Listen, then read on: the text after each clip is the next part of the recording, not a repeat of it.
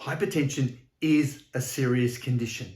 And we know from the statistics, just a small change, a small lowering of the blood pressure can make a big difference in reducing the risk of heart attacks, strokes, and all the other metabolic conditions. However, there are apparently about 1.4 billion people around the world who currently have hypertension. Many people don't even know they've got hypertension. But associated with that is you've got something like 30 or 40% of the average adult population have hypertension. Now that is stating something, and it goes up as much as 66% in the adult over 60 Japanese population. As we age, it goes up. Unfortunately, we've even got about 3 to 4% in children. So that's a little bit scary for me. So that's why I'm sharing with you the big picture so everyone can understand it and take steps right from the start. Because genetics make up less than 6% of hypertension. And even if you've got all the genes that lead to an increase in the risk of hypertension, guess what? If you do what we're talking about, you still don't have to develop hypertension, because it's called the epigenetics. What you do to your genes is more important. So let's look at some of the facts and figures here to get you convinced that you need to do something, because it's not just hypertension. As a result of hypertension, you've got all these other conditions, what are called comorbidities, that are associated with it. So it's not just on its own. And the great thing is, in the program I'm trying to share with you, the solutions, is that once you start working on your hypertension, then you start working on all of these conditions. There's increased risk of diabetes, chronic kidney disease, arthritis, gallbladder conditions, gout, osteoporosis, dementia, and certain cancers, including kidney cancer, colorectal cancer, and various other cancers. So the message is, this is well worth taking action. You get the idea? I'm trying to motivate you here. It's so important. So I'm motivating you to adopt the complete hypertension solution. And the great thing is, in parts 1 and 2, I've already given you lots of ideas and thoughts about what you can do and where you can start. And now I'm going to get a lot more specific and share with you some fine detail. But to begin with though, let's recap. In the gut, there are probiotics that can make a big difference to your overall general health. The lactobacillus and bifidobacteria show up in the research, and they're regular supplements. No, I don't have a supplement brand. I'm just suggesting these two bacteria, lactobacillus in particular. Multiple species and strains of lactobacillus have been shown, and of course that's in the preceding video to this. And then there are certain things you can do in your diet that are straight away, there's no way known you can get around this. You might go on medications and do other things, but at the end of the day, it lowers your risk a little bit rather than a lot, which is what we're talking about here. And so the first one is fiber, which is linked to the gut because the gut microbiome ferment the fiber. Then you've got your vegetables, nuts, seeds, herbs, spices. Just start cooking, just start adding more, having foods with turmeric in and spices in and ginger in, and it doesn't matter, all of them have multiple benefits, and you'll see that as we go through and become a bit more specific. Increase your fish, chicken, meat. Meat's great, fine. Just make sure it's high quality meat, not processed meats with lots of additives. It's got additives in it, put it aside because it poisons the gut microbiome. And here I've got EVA oil, that's extra virgin olive oil.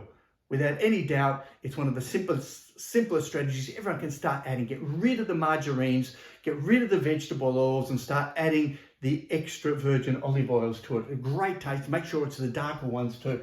Then you've got supplements, which we're going to talk about. Lifestyle, activities. So activity being, we've got to be more active. There is no doubt about it.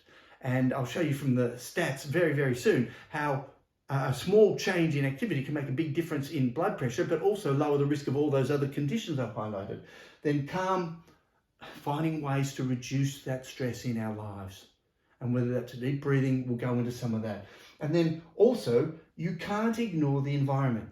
And over the last 50 years, you've been inundated, you've been sold, brainwashed, blackmailed into believing that the only way you can look better, have better hair, not me of course, is to actually have more chemicals on your skin and in your life and in your home. Spray it there and put it there. No, my answer is less is much better.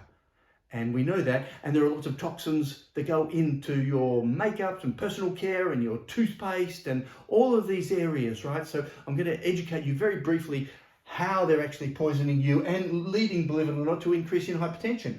And of course, one simple strategy is clear air, clean air. All the research shows that air pollution is linked with an increase in hypertension, risk of heart attack, strokes, and all these conditions too. So this is a program I'll run through just beginning in a few moments. You now know what to do, and there is no way around changes in your diet, lifestyle, and environment. So let's come on to a few more specifics. And it starts with some of the veggies. And the first one is nitrate rich. What happens with eating nitrate rich foods is that they go into the mouth, the bacteria in the mouth, what's called your oral microbiome, convert them, ready, into nitrous oxide, which go into the blood, it's converted to nitrogen dioxide, which relaxes the arteries. So it relaxes the arteries, and as a result of that, blood pressure drops. And that's where we get nitrate-rich food. Now, some of the nitrate-rich foods are beetroot, kale, and your greens. Now, they're also rich, by the way, in magnesium, which is another one which helps relax muscles and do everything else around the body as well. But what's so important about these nitrate-rich, particularly beetroot, is that there are hundreds of studies on beetroot lowering blood pressure and, you ready, increasing athletic performance. Because you can imagine those athletes running up and down the hills and doing the swimming and all those other bits and pieces that they do, that if their arteries are relaxed and more flexible, then it's going to improve their performance. Same thing happens with blood pressure. One of the simplest things is add some of these, particularly beetroot. Then you've got the other ones, beans, nuts, and linseed. Now, in the nuts, the ones that come out on top are walnut and almonds. But adding any nuts in will benefit you because they're all nutrient dense, nutrient rich. They've got potassium and magnesium. They've got nitrates in them. They've got a whole raft of things now. And of course, this one, linseed. Linseed is a real winner. And the studies on linseed show that on average, it can lower blood pressure by about 10 to 13 millimeters of mercury. Wow. On average, so for some people who had really high blood pressure, it drops it right down 30 or even 40 points. Wow, that's huge, potentially huge. So linseed, but always make sure you grind it up because it's got this tough outer coating on it and it really doesn't like being digested. So then we get on to fruits. What are the best fruits to get in terms of lowering your blood pressure? And they're potassium-rich ones because potassium sodium ratio, which I talked about earlier. And what you want to do is get the potassium-rich ones. And they're simple things. They're most of your fruits, and banana is well known for that one. Rock melon, cantaloupe, and watermelon, which, by the way, all have the same type of reaction with the nitrate-rich. They have something called L-citrulline in there, and that helps relax the arteries too. So it's a win-win-win situation. See, all of these foods don't act on just one level of reducing blood pressure, but maybe on a half a dozen or even more. So that's why the real answer to high blood pressure lies in the food you eat. And so we've got potassium-rich ones. Start with banana. Then you've got other ones that are still rich in potassium, but have been shown overwhelmingly to help lower blood pressure. And that's kiwi fruit, your various berries, cherry, blueberries, strawberries, raspberries have all been shown to lower blood pressure. And why? Because they're potent antioxidants and they've got these great, beautiful chemistry in them that lowers the factors, what are called the ACE2 inhibitors and so on, lower the factors which actually increase blood pressure. Wow. It's almost as though we're designed to eat these things, and we are. And another one here, noni fruit, which shows up on the research. So this is all the stuff that shows up in the research.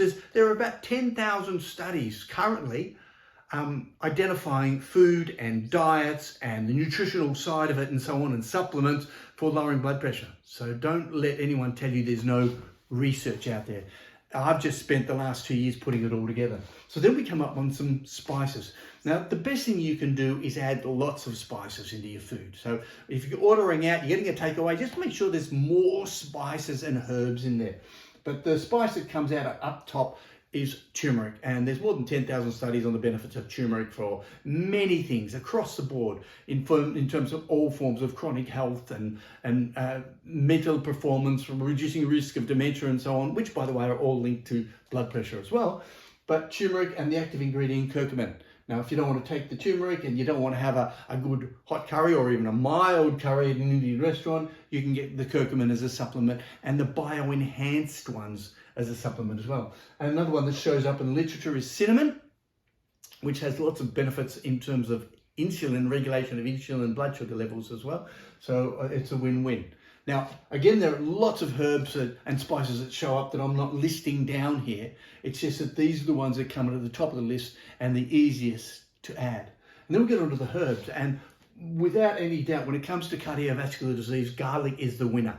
Now, there are lots of ways you can have garlic, and people say, how do I increase it? Well, just have a couple more cloves of garlic in all the food. Every time I cook, which is pretty rare, but when I do, there's always extra cloves of garlic. 5, 6, 7, 8, 9, 10. Yep, believe it or not, I just keep adding in the garlic, as do most of the people I know and been educating over a long period of time. So garlic, you can also get it as garlic capsules. You can get aged garlic and another one called kyolic garlic. I'll mention those later in the supplements, but they are fantastic. The research on those showing lowering blood pressure by about 10 to 12 millimeters of mercury. Now, all of these results, by the way, come in over experiments of 8 to 10 to 12, 14 weeks. So don't expect miracles, although in many cases, the blood pressure can drop, and hence why you need to work with your health professionals if you're on medication to lower blood pressure, because while these can balance blood pressure, the medications will drop it. And so you need to be wary of the information I'm giving you in conjunction with medication, and your health professional will be able to work with you on this one. However, remember that they're not trained in this, and they may say, oh, there's no evidence. There is evidence. Thousands of studies on it. So we've got garlic, we've got rosemary, one of my pets for everything. Anything I make got rosemary in it as well. I've got so much growing out the front. I also use rosemary oil. I'll touch on that later. Lemongrass, the same, chili, and black seed. Now, black seed is also called black cumin. I think it's Nigella sativa. And it's a little seed, costs about $12 a kilo from a local shop. And I grind it up and put it in lots of it. It's got a very strong taste. It goes in my daily smoothies. Very strong taste and very good for you. Lots of research on diabetes and black seed and other conditions. It's very nutrient rich and very dense, and shows up as being effective in blood pressure. Now, as I said, lots of other herbs. If you enjoy thyme and oregano, put them in as well. They've all been shown to have benefits. It's just that here at the moment, these are the top ones for you to implement in your diet. And then finally, how do you bring them all together? Well, I'm not great on recipes, but I'll give you some later on. The simplest strategy, and I've been teaching people this for 15 years now, is to do my blood pressure smoothie.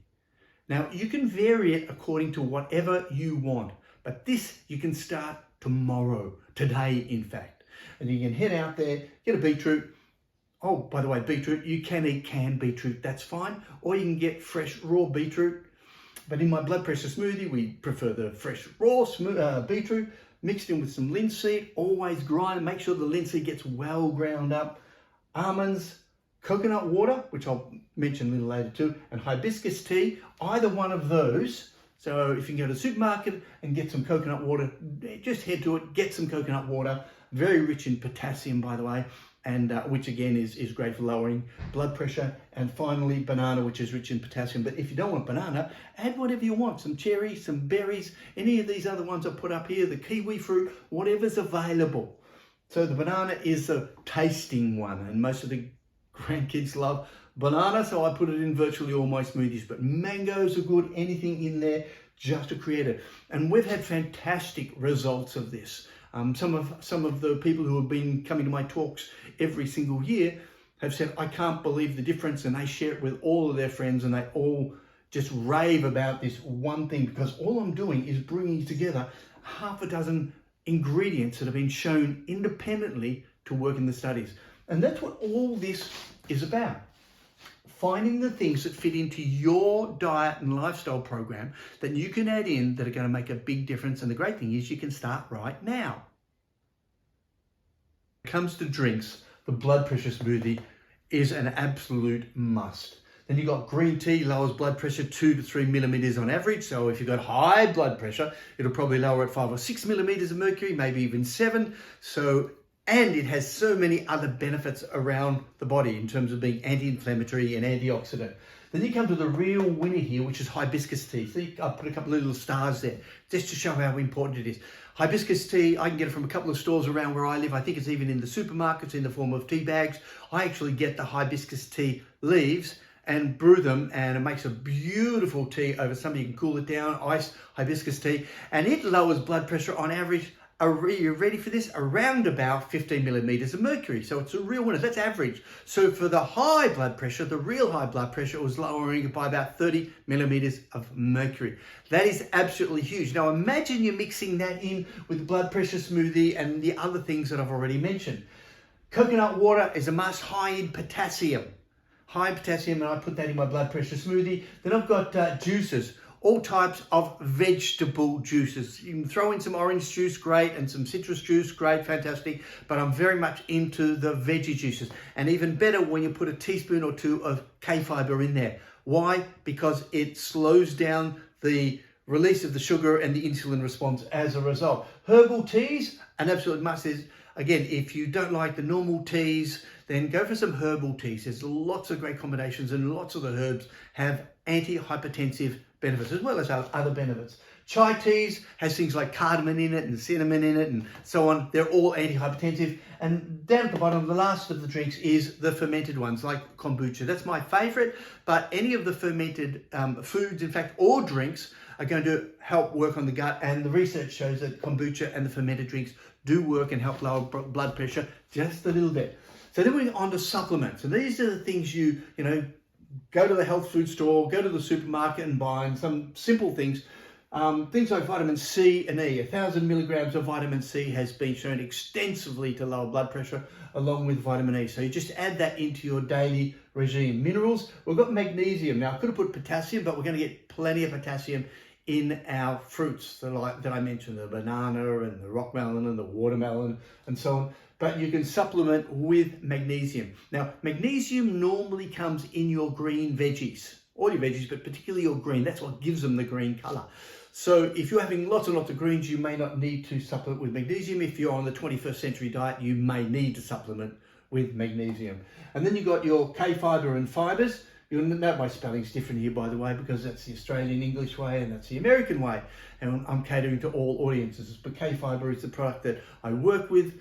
And then the various combinations of fibers you can get. And you'll remember, I don't think it's a good idea to just do psyllium husks on its own, and certainly not psyllium husks with colors and flavors and so on added to it, because they actually become poisons for the gut as well. But definitely adding the fibers. Omega-3 fish oils.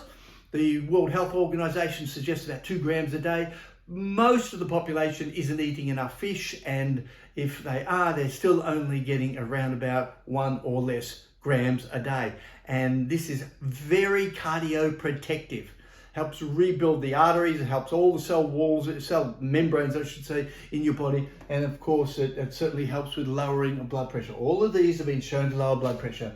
Coenzyme Q10, if you're over about 35, 40, your coenzyme Q10 starts to go downhill. A great idea to supplement. The supplements usually come in about 150 to 300 milligrams, and that's what you can supplement. A lot of research on coenzyme Q10 for helping across the board cardiovascular, but lowering blood pressure by about 5 to 6, 7 millimeters mercury on average.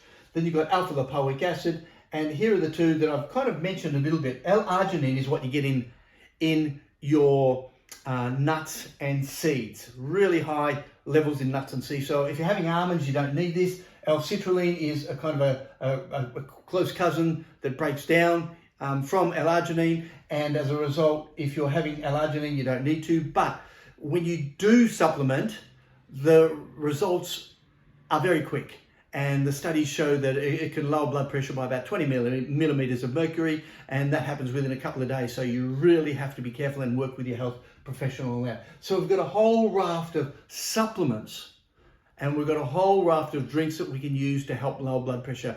It's your choice now. Which ones of these do you want to do, as well as the other things I'm about to show you? Additional supplements include melatonin, which, you know, that's that sleep neurotransmitter there, but it doesn't just help you go to sleep. So 3 to probably about 10 milligrams of melatonin, great for sleep. However, it is called pleiotropic, which means it has many layers and levels that it works throughout the body. It's a potent antioxidant, anti-inflammatory, and I take more than that. It lowers blood pressure by about 5 to 6 millimeters of mercury. Then you've got olive leaf extract. All of these are available at chemists, online. Lots of stores sell them. You can get them. They're readily available. Olive leaf extract, about 12 to 13 millimeters of mercury. At the highest level, it was about 30 millimeters for the highest level of blood pressure. And then we have resveratrol. That came in as probably the winner, on average around about 15 to 20 millimeters of mercury. Now, all of these are done with studies 6 to about 12 weeks. On average, about 8 to 10, but 6 to 12 weeks. So don't expect miracles overnight, but do expect that these will have an impact when you combine them in the different regimes with the other things you're doing. Quercetin, found in onions and apples and lots of your fruit and veggies and so on. Brilliant. And also as a marvelous supplement. Again, all of these are anti-inflammatory, antioxidant, and have anti-hypertensive actions as well. Chlorella, spirulina. These are some of the green powders that you can buy, marvelous for lowering blood pressure. They have so many other benefits around the body. The chlorella was probably the strongest when it came to blood pressure, lowering at about 6 to 8 millimeters of mercury. And then moringa, which is one of my favorites. That's a land bush, but it's actually called the miracle bush in some countries because of its well balance of proteins and minerals. It's got so much more potassium in it than other foods that I've seen. So hence, it has a lot of benefits in terms of lowering blood pressure. Then it comes down to essential oils. There are some essential oils that have been shown. And with these, the essential oils were actually used as an addition in food. So drops of food grade, a couple of drops of food grade essential oil into some foods help lower blood pressure. That was lavender, rosemary, and bergamot. I love the smell of them anyway, so I apply them liberally. I dilute a little bit and put it on my skin, and I smell them liberally. I use them in aromatherapy all the time. Very relaxing, calming, and help with blood pressure. Wow, how simple. And then, without going into any detail, traditional Chinese medicine. There are thousands of studies on traditional Chinese medicine. Now, I don't have the time to go into it, but if you do know a good traditional Chinese medicine expert, please consult them because they've got thousands of years of history and thousands of studies in modern science that back up what they're doing. When it comes to lifestyle factors, it's important to bear in mind that it's a lot of the eating habits that we have are also contributing to the various stresses, inflammation, oxidation on our body, not just the foods we're eating. So looking at taking your time, relaxing when you eat, putting your knives and forks down, all those things can have a calming effect and improve your digestion, which improves your microbiome, which obviously improves your overall health. But fasting and intermittent fasting has been shown repeatedly to help lower blood pressure. Now, I'm not going to go into that. It's essentially just saying cutting out some of that long-term eating we're doing. I'm a big fan of the 12-12 eating plan as a minimum. That is 12 hours, a 12-hour period of not eating. And I'm not a big fan of big breakfasts and breakfasts. I generally start to have my meals around about 11 o'clock, 12 o'clock. Why? Because I'm not a big farmer going out there to work on the farms when they may need all that energy. I'm in the 21st century, and the realistic program is most people probably don't need breakfast, with the exception of kids going to school, of course. So fasting and intermittent fasting can play a big role in taking that stress off your body and helping lower blood pressure. Then you've got weight loss. I've got lots of videos and information on my channel on weight loss. Have a look at those, really simple strategies. And the first thing I'll tell you is don't count calories, please. I know people tell me, oh, I've been on this calorie counting program and I lost weight. Yeah, but you put it back on. And that's the problem with calorie counting, or one of the many problems associated. Sleep and calm. We need to introduce some calmness into our life, some meditation, some yoga exercises, some gentle music, anything that can help you bring a little bit more quiet into your life, and of course improve your sleep, because both of those help lower blood pressure. and of course the role of activity. There's no doubt about the role of activity. And in fact, activity is one of the biggest factors, even bigger than, for example, things like weight loss. Research shows that if you've got extra weight and you are physically active, you still lower the blood pressure, and you lower it a little bit further and further, and the more activity you do. But whatever you can do, whether it's 5 or 10 or 20 minutes extra a day, it doesn't have to be going to the gym. It just means being active. So as many things as you can find that are possibilities for you that suit your lifestyle, like this whole program.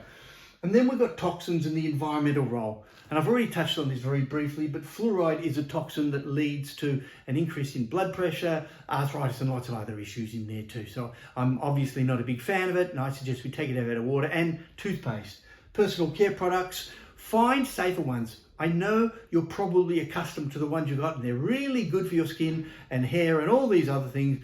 Let me tell you, the vast majority of them on the marketplace have at least a dozen or so toxic compounds in them. And they're not doing you any good at all. And they lead to an increase in blood pressure. Some of them influence your hormone levels.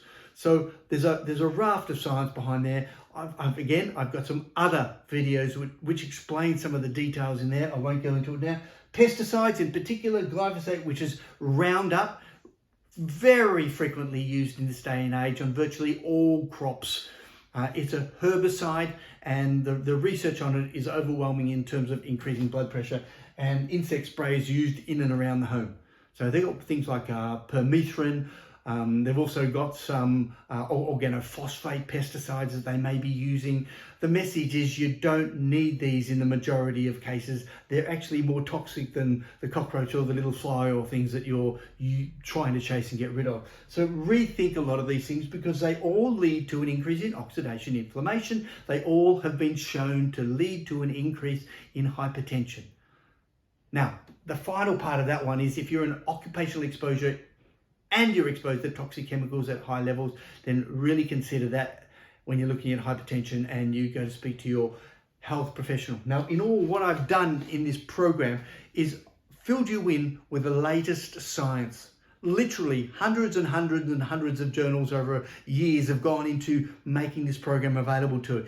The great thing is you can choose which parts you want, but remember, the more you choose to add into your life, the greater impact you're going to have on lowering your blood pressure, lowering your risk of heart attack and stroke, and lowering your risk of virtually every form of chronic illness. It's a win-win situation. It's time you take action now.